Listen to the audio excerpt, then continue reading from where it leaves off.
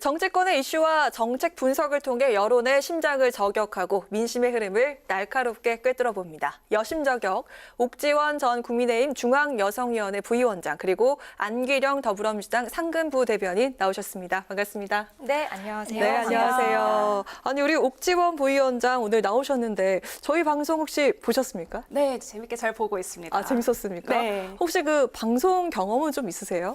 제가 이전에 유튜브에서 이제 초청받아서 나온 적은 있었는데 네. 정규 방송은 오늘이 처음입니다. 아, TV 매체로는 처음 이렇게 출연하시는 거군요. 네, 초대해 주셔서 감사합니다. 오늘 그 안 대변인 좀 살살 하셔야겠는데. 네, 뭐 재밌게 보셨다고 하니까 네. 재밌게 해보도록 하겠습니다. 아, 좋습니다. 자, 오늘 본격적으로 여심저격 시작하도록 하겠습니다. 그 아빠 찬스에 이어서 형님 찬스 의혹까지 추가된 선관위 특혜 채용 비리에 대해서 짚어보도록 하겠습니다. 노태학 선관위원장은 사퇴를 거부하고 있고요. 국민권익위 조사는 받겠지만 감사원의 감찰은 거부하겠다 이렇게 밝혔는데요. 여야는 선관위에 대한 국정수사 논의에 들어갔습니다. 2030 세대 우리 청년들의 그 공분을 일으키고 있는 선관위 사태에 대해서 두 분이 하실 말씀 많으실 것 같습니다. 먼저 대변인부터 들어볼까요? 네, 자녀 특혜 의혹은 변명할 여지가 없는 좀 경악스러운 일이라고도 할 수가 있죠. 선거관리위원회는 선거관리 업무를 하는 곳이다 보니까 무엇보다 공정성이 중요합니다. 그런데 이 국민의 신뢰를 이번에 이제 국민이 공정하다고 믿는 신뢰를 좀 깨뜨렸잖아요. 그렇기 때문에 그 국민 신뢰를 회복하기 위해서 할 수 있는 모든 조치는 다 해야 된다고 생각합니다. 그런 점에서 노태학 선거관리위원장이 수사는 물론이고 국회의 국정조사까지 수용하겠다고 밝혔거든요. 그런 점은 아주 당연한 일이고 잘했다고 생각을 합니다. 그래서 앞으로 국민의 눈높이에서 엄정하게 좀 수사를 하고 그 수사 결과에 따라서 이제 합당한 조치를 취해야 할 것이라고 생각합니다. 다만 이번 사태를 국민의힘에서 조금은 좀 정치적으로 정략적으로 끌고 가는 면이 없지 않은 것 같아요. 그런 점은 지양돼야 된다고 생각합니다. 네, 좋습니다. 자, 부위원장님 얘기 들어볼까요? 네, 저는 이 부분은 정말 여야 할 것 없이 어쩌면 초당적인 그런 노력이 함께 좀 발현될 수 있는 부분이라고 생각을 합니다. 정말 공정과 상식이 지켜져야 되는데 정말 제2의 조국 사태 그리고 최근 그런 김남국 코인 등등 관련해서 좀 청년들이 많이 실망하는 또 그런 사회적 이슈가 아니었나 합니다. 그래서 국정조사는 물론이고 감찰도 당연히 감사원 감찰도 당연히 받아야 하는 것입니다. 노태학 선관위원장이 이제 사과만 하고 이제 감사원 감찰은 취사 선택하는 이런 어처구니 없는 상황이 지금 벌어지고 있는데요. 이 부분은 우리 국민의힘과 민주당이 힘을 합쳐서 정말 좀 들여다봐야 될 문제가 아닌가 싶습니다. 네. 자, 더 이상 하실 말씀 없으시면 네, 넘어가도록. 그 방금 하신 말씀에 동의를 뭐 하는 부분도 있고 하지 않는 부분도 있는데 저도 말씀을 보태자면 그 감사원 감사 같은 경우에는 선관위가 정치적 독립성을 지니고 있습니다. 네. 그래서 대통령 소속의 감사원이 헌법기관인 선관위를 감찰하는 것이 부적절하다라는 의견이 일부가 있거든요. 그렇죠. 그리고 윤석열 정부 들어서 감사원이 검찰 수준으로 감사를 해왔기 때문에 이 부분에 대해서 우려가 제기되는 것입니다. 그래서 말씀하신 대로 좀 민주당과 국민의힘이 머리를 맞대고 감사원 감찰, 감사에 대해서는 좀 논의를 계속해서 해봐야 될 문제라고 생각합니다. 네, 좋습니다. 오늘 또 국민의힘은요, 총선 필승을 다짐하는 전국 당협위원장 워크숍을 열었습니다. 이 자리에서 김기현 대표가 이른바 그 검사 공천은 없다, 이렇게 못을 박았습니다. 지난 3월에 그 태영호 전 최고위원 녹취록 사건으로 대통령실의 그 공천 개입 의혹이 일지 않았습니까? 김기현 대표가 먼저 그 나서서 검사 공천은 없다, 이렇게 공언을 했는데, 자, 이거 어떻게 해석을 하면 좋을까요? 네, 우선 이제 김기현 대표께서 리더십을 좀 더 공고히 하고 이제 원내 의원들께서 가지고 계신 그런 공천에 대한 불안감을 많이 불식시켜 드리기 위한 그런 발언으로 해석이 됩니다. 그래서 최근 좀 공천 관련해서 이제 대통령실이나 이제 검사 출신 분들께서 많이 내려오는 것이 아니냐 이런 불안감들이 많은데 그런 부분을 좀 선제적으로 말씀하시면서 다만 다소 이제 청년 정치인으로서 좀 이런 부분은 좀 더 구체적으로 어떻게 시스템 공천을 할 것인지 좀 더 앞으로 많이 말씀해 주셨으면 좋겠습니다. 일단 총선을 위해서 좀 잡음 발생을 좀 우려하는 그런 차원에서 얘기한 것 같기도 하고요. 네. 어떻게 보셨습니까? 네, 옥전 위원장께서 잘 지적해 주셨는데 워낙 김기현 당대표의 리더십이 부재하다라는 의견이 많이 나오니까 이번에 공천을 언급하면서 좀 당 내부 기강 잡기에 나선 것이라 보이고요. 또 하나는 말씀하셨던 것처럼 국민의힘 의원들 사이에서 공천에 대한 불안감이 확산하고 있다고 들었습니다. 네. 내년 총선에서 국민의힘이 검찰 출신 인사들을 뭐 수십 명 이제 내보낼 것이다 이런 이야기가 나오고 있으니까 좀 내부 기강 잡기와 더불어 내부 달래기에 나선 것 아니냐 이런 생각이 드는데요. 사실 이건 윤석열 대통령이 지난 국민의힘 전당대회에 깊숙이 개입을 하면서 바지 당대표를 앉힐 때부터 예견된 일이었죠. 최근에 윤석열 사단의 막내 검사로 알려진 이복현 금융감독원장이 기존에 총선에 출마하지 않겠다라는 입장을 뒤집고 총선 출마를 시사를 했습니다. 임명권자에게 달렸다라고 하면서 윤석열 대통령을 언급했거든요. 이게 무슨 뜻이겠습니까? 바로 내년 총선 공천은 윤심에 달려있다라는 거 아니겠습니까? 그리고 여기에 언론을 통해서 내년 총선에 출마할 것 같은 검사들의 명단이 계속해서 나오고 있습니다. 뭐 한동훈 법무부 장관은 물론이고요. 검사 출신 대통령실 3인방이라고 불리는 인물들이 있습니다. 주진우 법률비서관, 이원모 인사비서관, 이시원 공직기강비서관 이런 인물들의 이름이 계속해서 언론에 오르내리다 보니까 김기현 당대표가 결국 오늘 공천 이야기를 꺼낸 게 아닌가 싶고요. 그리고 뭐 이렇게 다들 제밥에만 관심이 있으니까 국정 운영이 이 모양이 아닌가라는 생각이 드는데 대통령의 업무는 선거에 있지 않고 뭐 민생과 경제 그리고 외교와 안보에 있다라는 말씀을 꼭 드리고 싶습니다. 네, 국민의힘 그 내부 청년들이 그 윤심 때문에 그 총선을 좀 주저하고 있다. 이 말 사실입니까? 내부 좀 분위기 어떻습니까?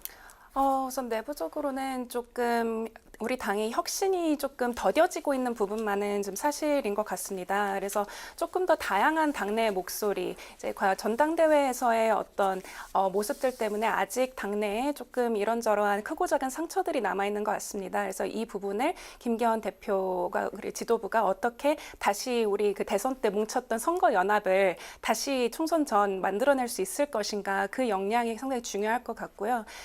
이제 말씀드린 것처럼 저희 청년들 관련해서는 조금 더 말로만 시스템 공천이 아니라 구체적으로 이제 어떻게 그것을 실현할 것인가 그리고 이제 맨날 공천관리위원회 꾸려질 바로 그 전까지 이제 번개꿀에 콩고 먹기식으로 이제 되는데 그것이 아니라 좀 사전에 이제 어떤 기준으로 어떻게 뽑을 것인가 이제 그런 것들이 좀 잘 마련되면 좋겠습니다. 네, 김기현 대표가 검사 공천은 없다.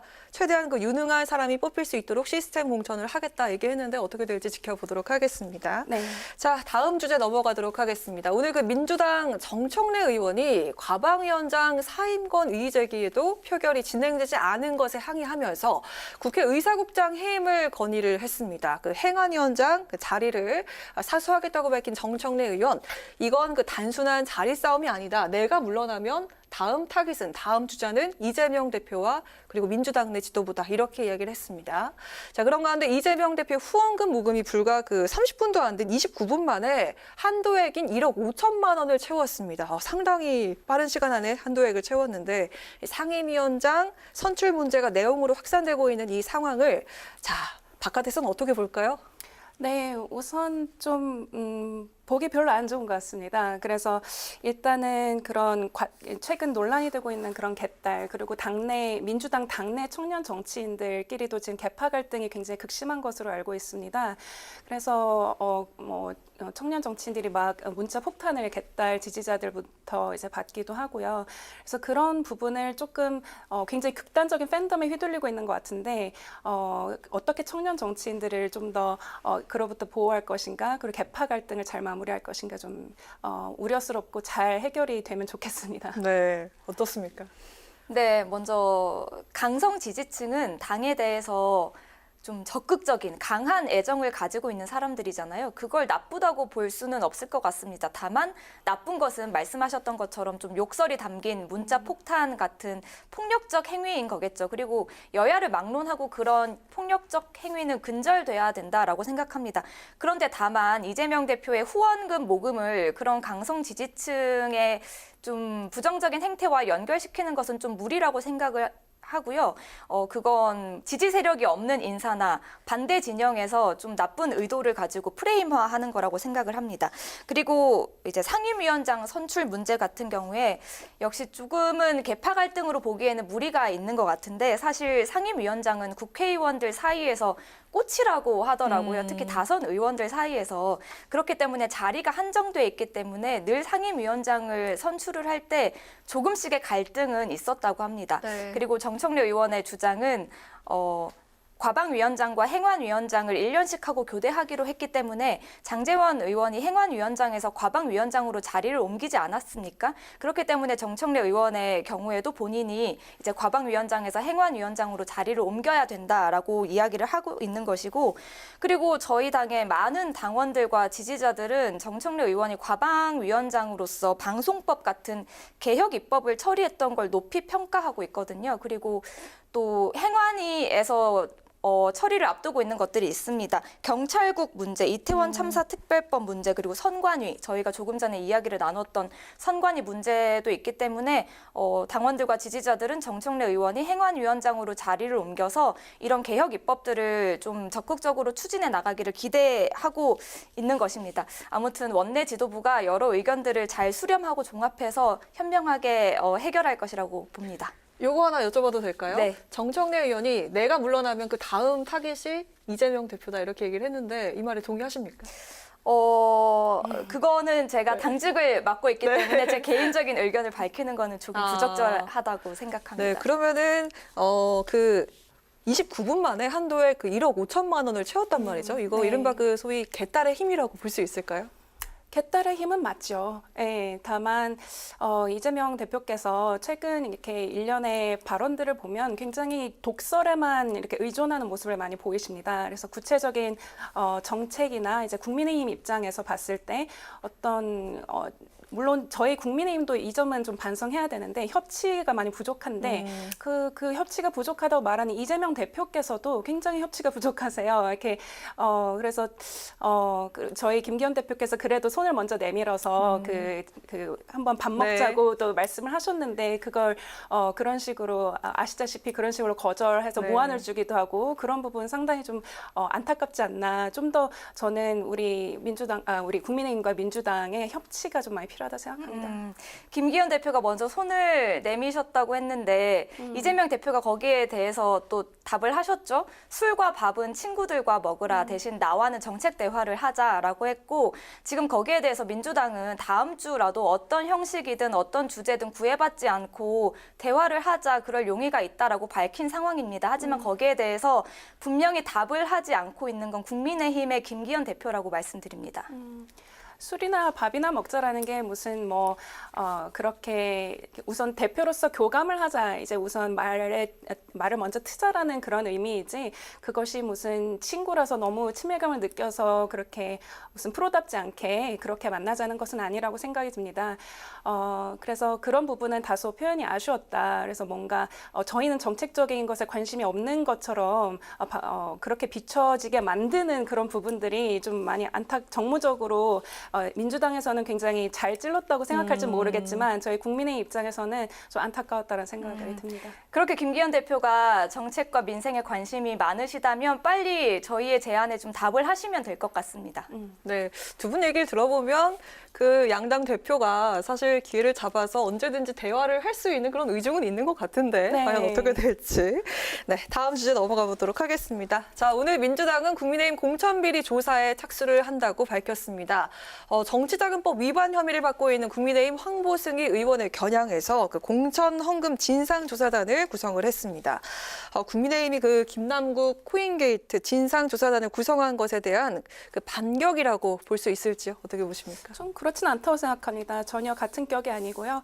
황보승희 의원에 대해서 그렇게 김남국 코인과 등차하는 것은 저는 적절치 별로 이렇게 맞지 않다고 생각을 하고요. 돈봉투 당에 할 말은 아니라고 생각합니다. 세게 나오셨는데. 네. 답변해 주시죠. 돈봉투 이야기를 하셨는데 그 일은 민주당 전당대회에서 그러니까 민주당 내부에서 있었던 일입니다. 하지만 지금 이 국민의힘 공천 뇌물 문제는 돈을 주고 공천장을 주고받았다라는 의혹이 불거진 문제거든요. 훨씬 더 심각한 범죄 사안이라는 말씀을 드립니다. 그리고 그 반격이라는 표현을 하셨는데 반격이라고 하기에는 국민의힘의 공천 뇌물 문제가 이번에 처음 불거진 게 아니고 예전부터 불거져 왔던 것입니다. 박순자 전 의원, 김현아 전 의원, 하영재 의원에 이어서 벌써 공천 뇌물 사건만 4번째거든요. 이 정도면 국민의힘이 지난 지방선거 과정에서 뭐 돈을 받고 공천장을 막 뿌렸다 이런 뭐 비판을 받을 수밖에 없는 지경이거든요. 그래서 뭐 제 주변에서는 뇌물의 힘이다, 공천 뇌물 비리당 뭐 이런 비판까지 나오고 있습니다. 국민들은 그래서 국민의힘이 선거를 기회 삼아서 장사를 한 것이 아닌지 묻고 있거든요. 그런데 여기에 대해서 국민의힘은 답을 하지 않고 있습니다. 뭐 4명이나 지금 의혹에 연루되어서 수사를 받고 하는 상황인데 언제까지 뭐 개별 의원의 개인적인 문제라고 하면서 답을 피하고 있을 것입니까? 그렇기 때문에 더불어민주당이라도 나서서 진상조사단을 꾸려가지고 국민을 대신해 묻겠다는 것입니다. 국정을 책임지는 여당으로서 당연히 전수조사를 해야 되고 엄단해야 될 문제인데 아무것도 하지 않고 있기 때문에 민주당이 나섰다라고 말씀드리겠습니다. 네. 제 생각엔 대장동이나 어떤 돈봉투의 크기에는 비할 것도 못해서 아마 민주당 내에서는 조사도 안 하고 있는 것이 아닌가라는 생각이 듭니다. 네, 알겠습니다. 어떤 조사 네. 말씀이시죠? 민주당 내부에서?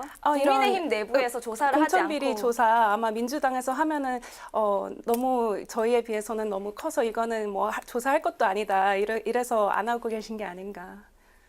네. 아니요, 더불어민주당에서 지금 진상조사단을 꾸려서 조사를 하겠다고 한 것이고요.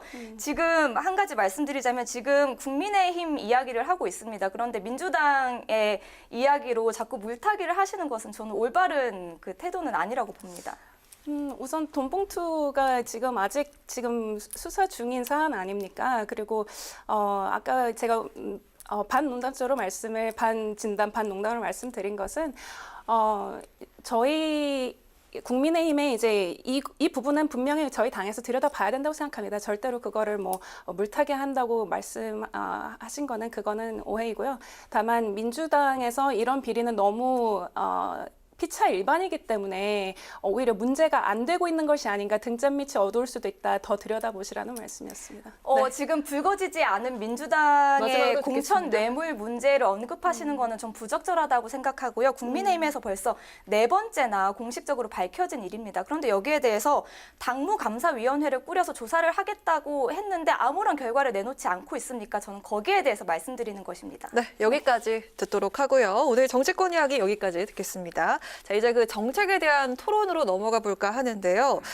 지난번에 그 영케어러, 가족 돌봄 청년에 대한 주제로 이야기를 좀 해봤는데 오늘도 그 사회복지에 관련한 주제로 대화를 해보도록 하겠습니다.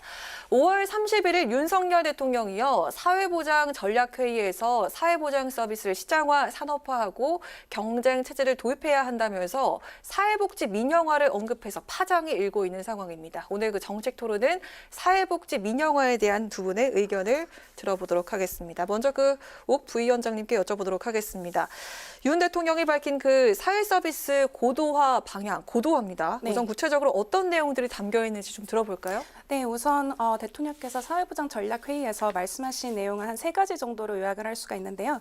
첫 번째는 갑작스러운 질병, 부상 시 국민 긴급 돌봄 서비스, 그리고 두 번째는 청년과 중장년을 대상으로 한 일상적인 돌봄 서비스, 그리고 아동, 청소년, 초등학생, 노인에 대한 복지 서비스 고도화 추진인데요.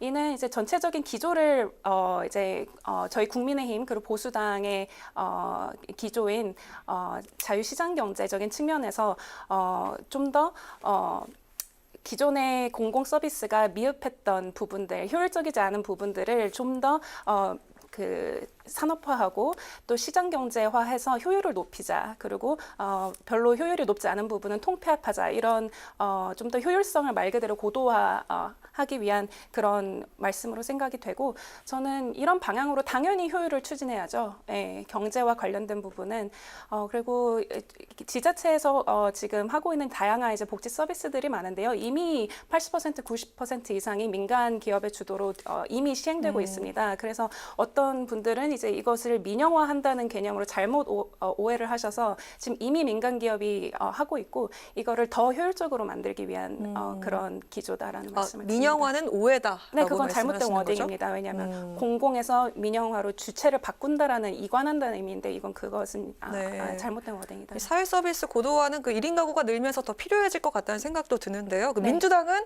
사회보장 포기 회의가 아닌가 싶을 정도로 국민들을 깜짝 놀라게 했다 이렇게 반응했는데, 아니 이렇게 설명을 들어보면 범위도 넓히고 그 서비스도 고도화했는데 왜 이런 입장일지 궁금합니다. 어떤 이유입니까? 네, 우선 민영화가 아니라는 말은 말장난이죠. 복지의 자유시장 경제 개념을 들이미는 것은 국민의 삶을 돌봐야 할 책임 있는 정부가 해서는 안 되는 이야기라고 생각을 합니다. 복지를 시장에 맡기라니 그거는 바로 민영화의 포문을 열겠다는 뜻이라고 생각이 들고요. 그리고 윤석열 대통령이 먼저 현금 복지를 취약계층을 중심으로 두텁게 할 것이라고 이야기를 했거든요.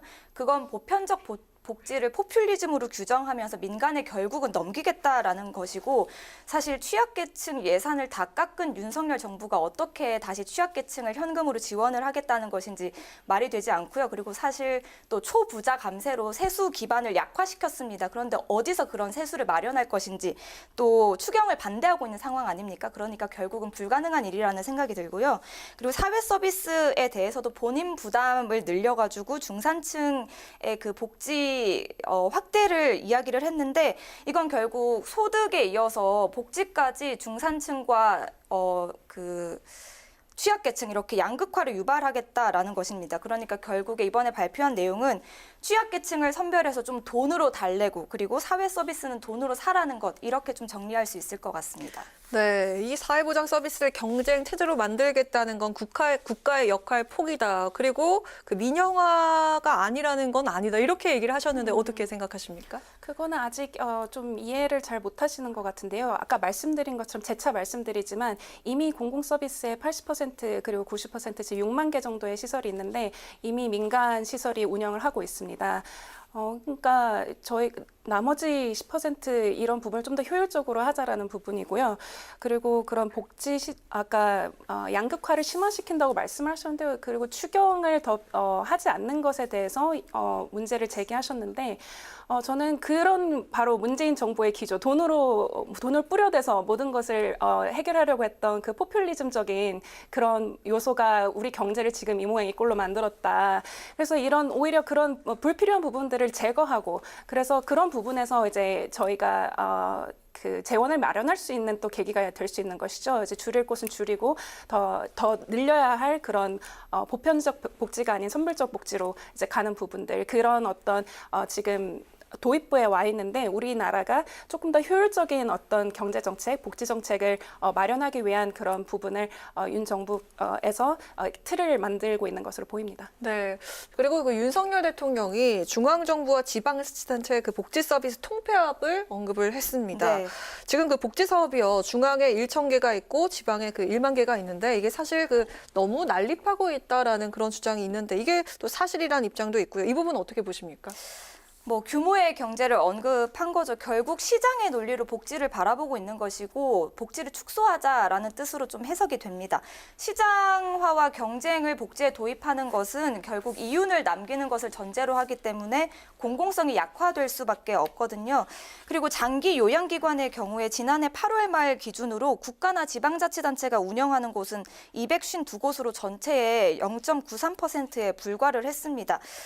사회 서비스 영역에는 아까 옥전 위원장께서 말씀하신 것처럼 개인이나 소규모 사업자가 다수 들어와 있는 경우가 많은데 0.93%에 불과하거든요. 장기 요양기관의 경우에는 정책 방향은 공적 영역을 확대하는 쪽으로 가는 게 맞다라는 생각이 듭니다. 왜냐하면 복지는 가진 사람만 누릴 수 있는 특권이 아닙니다. 돈이나 나이에 상관없이 모든 국민이 행복하게 동일하게 누려야 되는 권리라고 생각을 합니다. 네, 그 장기 요양기관의 경우에 국가와 지자체가 운영하는 게 전체 0.93% 그리고 그 사회복지 정책 방향이 공적 영역을 확대하는 쪽으로 가야 한다. 이런 지적 어떻게 생각하십니까? 이 부분은 이제 전형적인 이제 경제 정책에 관해서 이제 민주당과 또 국민의힘 그리고 전 세계 어느 나라의 보수와 진보가 이제 대립하는 부분인데요.